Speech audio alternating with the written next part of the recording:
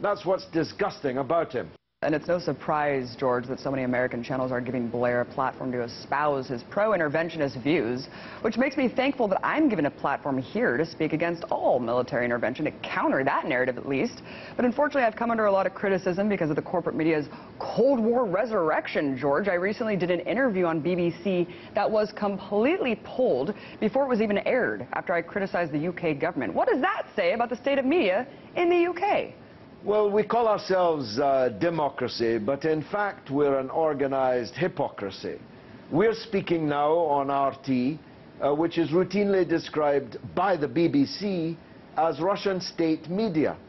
But BBC is British state media.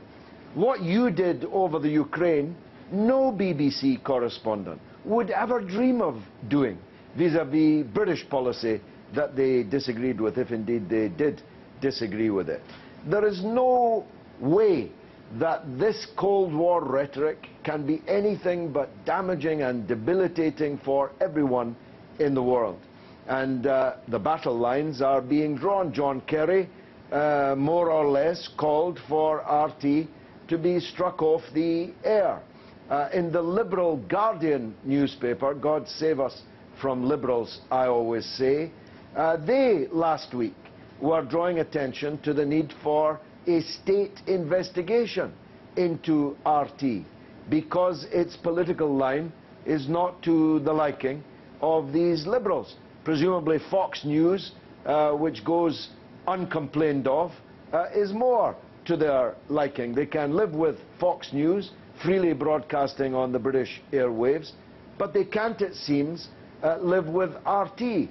And this tells you all you need to know about their skin-deep facade of liberalism and commitment to freedom of speech and freedom of assembly. I just returned this hour from Paris, where I was interviewing a man who spent 6 years on the Gaddafi torture tables.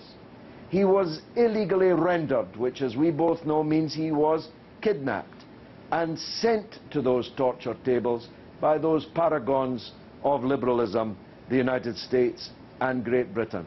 So when they tell you how much they believe in Western values, the faster you should count your spoons, as Oscar Wilde would put it. Well said. Let's move on to the UK elections, which are on the horizon.